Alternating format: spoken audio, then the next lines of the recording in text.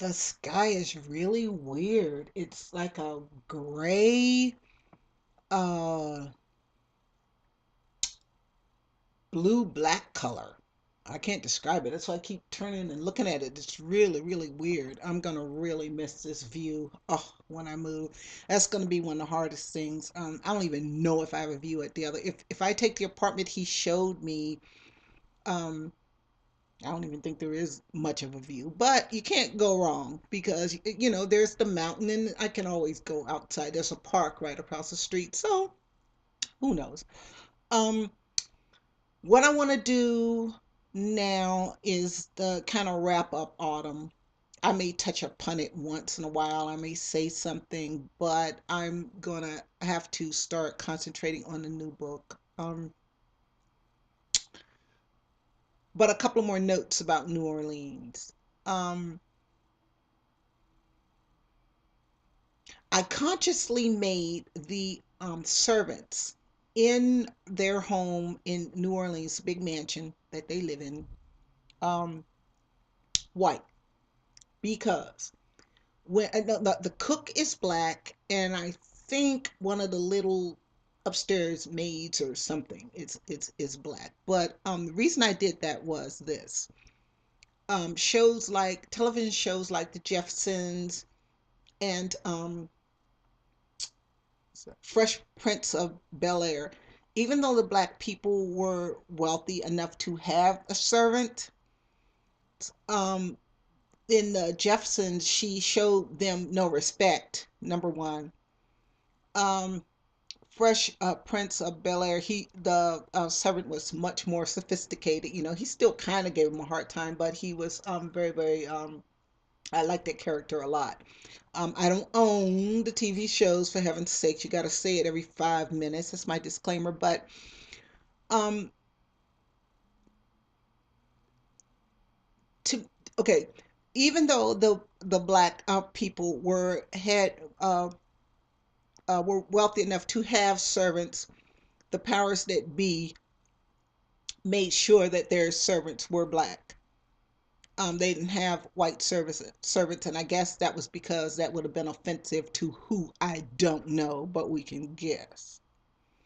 So that is why I didn't make it a big deal, but I do have her and her friends, her lady friends, talk about what a shock it was to her to have a white servants, and the reason he did this is because to get her used to it, because she's going to have to handle a staff over in and I don't remember if I left it in or not, but I think at one point he says to her, well, there aren't any black servants in the castle where they're going, so I wanted you to get used to handling a staff.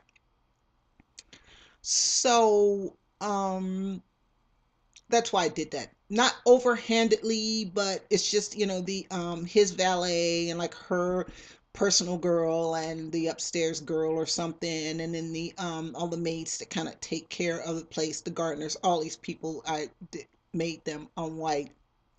Um Another little tidbit I forgot to mention, since I'm winding up autumn, is that Blue and the Colonel do have children. They have a lot of children. I don't know where they are. Three of them show up at a Christmas party or something. Three of their sons show up. I imagine that they're either living up north or they're in expatriated to Paris or something. I imagine they're somewhere living, the life. Of course, it's according to what they look like. Um, they might even be living what mixed people, if they were light enough, what they would do is they would just live as white. They would just, they called it passing. They would just live as white. Um, so I don't know where they are. And I think they have a lot of kids. But like I said, you have to leave something to the imagination. And I don't, well, him and his wife probably do, his actual wife have children. But you don't have to, it's like I said before, you don't have to, every single detail doesn't have to come out, you know. Um, it was something else. Yeah, that's the wrap up of that. Also, What I wanted to talk about was two issues that I had. Um, this is 16. This is the last um, little section. Like I said before, they're not particularly chapters, they're just where I started and stopped. Like I said, the last entry is that they're aboard the ship. Well, wait, I won't do that yet. I'll do that at the end. Um, Also, too, I have two other sort of little. You can see how organized I am. Two little things. One of them says chapter one beginning, and one of them, a couple of them say prologue, and I think. Let me see. Is this the prologue to? Yeah. Um, I went back and wrote the prologue because it's just like writing the introduction. You can't write the introduction until you finish the book. Likewise, well, what had happened actually was that where I actually had started Autumn, she was already in Missouri. She was already in Missouri. But my writing teacher, like in '06, wait, a long time ago, had said something because it's a fire on the plantation where my character is from, which kind of is the catalyst of the whole story, the whole thing. The man, the slave man she marries because she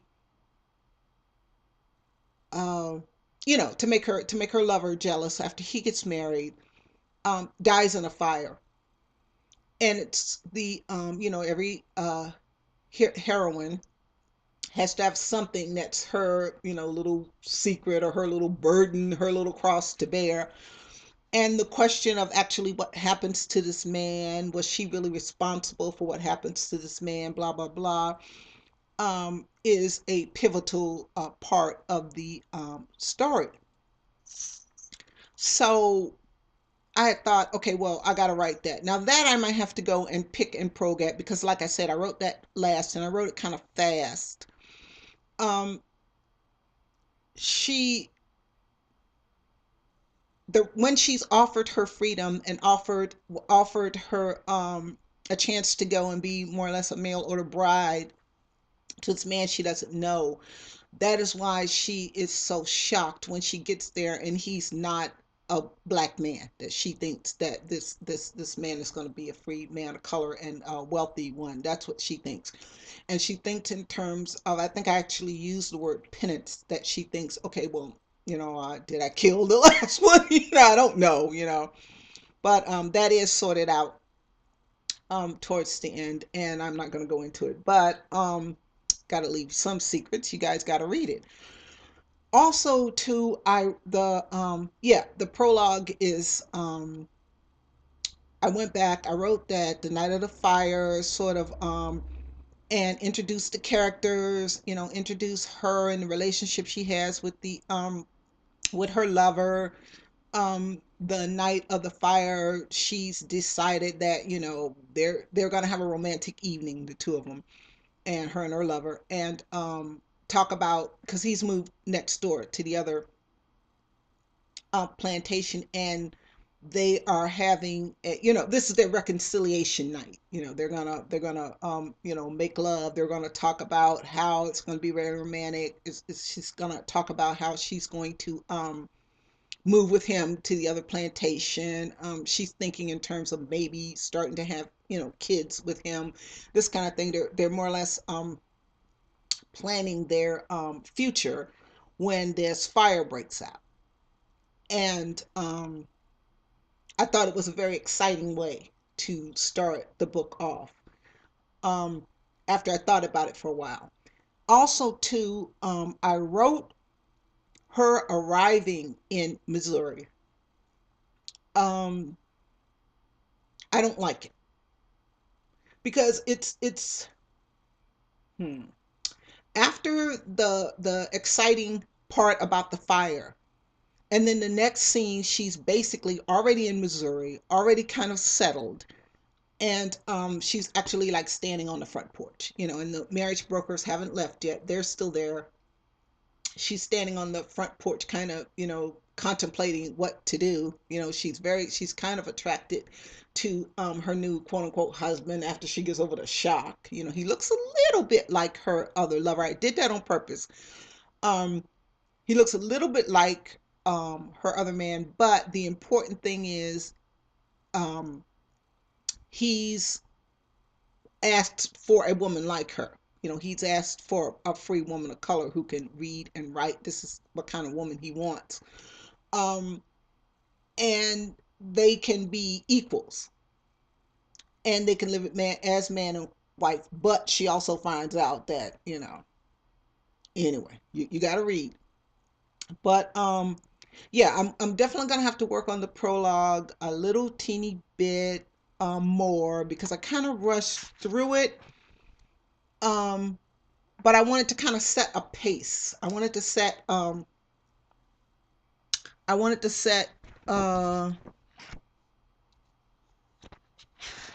it's not very long, but I wanted to kind of show the relationship between her and her lover and her and the slave that she's married to. I wanted to no, I don't at that point introduce the arch villain.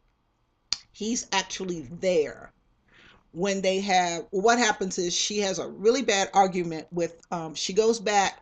Okay, her lover brought her back a negligee from New Orleans while he was there on his honeymoon. He brings her back this negligee. That's what the whole romantic evening's about. She's gonna model it for him. They're gonna, talk about their future together, which would probably been the happily ever after. But in this case, the happily ever after is the beginning of the book. um she um goes back to her little house. Remember, I told you she has a little house, and she goes back to her house. Her quote unquote husband, slave husband's living there.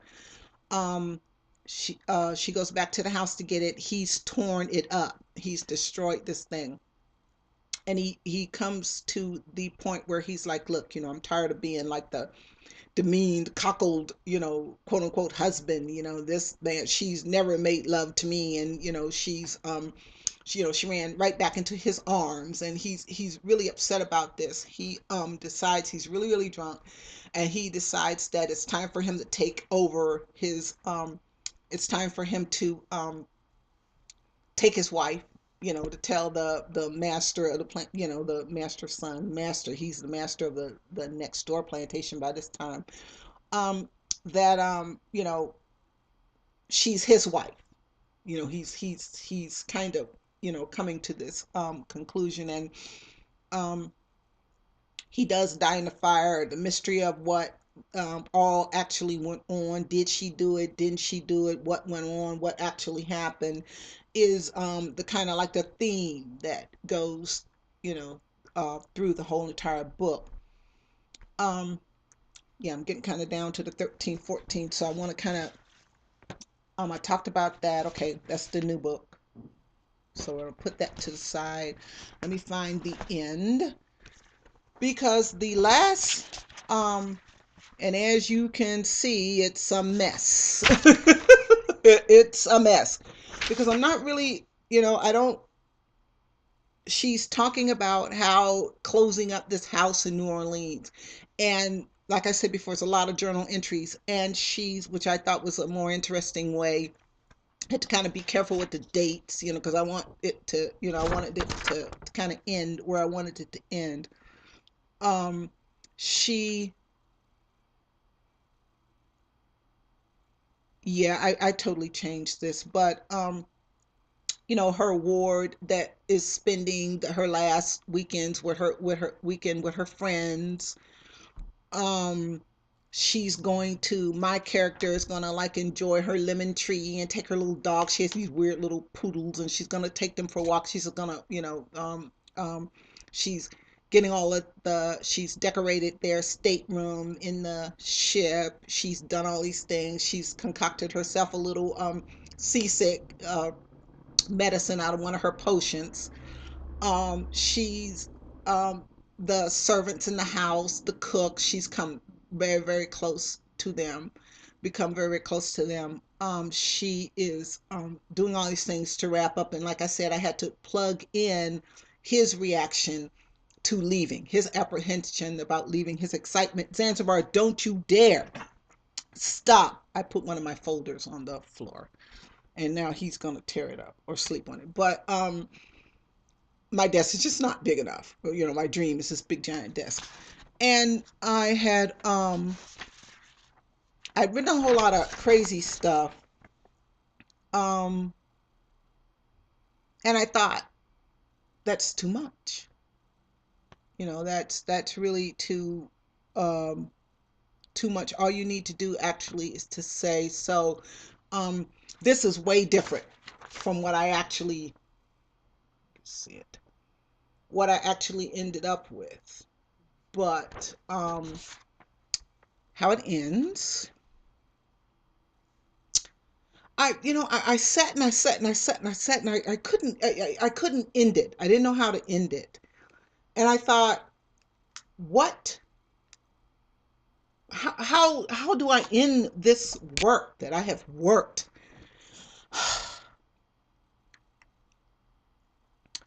so hard on all this time? And I thought, I don't want to be really corny. I don't want to be really, you know, uh, uh, melodramatic, but how would I end it? So I have them on the ship. The kids are sleeping. He's on the deck of the ship, and she's writing in her journal, and about how they're on the ship, and they thought they better bring the kids, on the ship early because they're gonna leave like 4 o'clock in the morning. And she says, I think the last lines or something, like she says, well, um, I want to start anew tomorrow, uh, with my new, journal. And she says, so I'm gonna finish, these pages up. And she, in the actual S lines, she says, one adventure has ended, another, oh God, um, is about to begin. So for now, good night.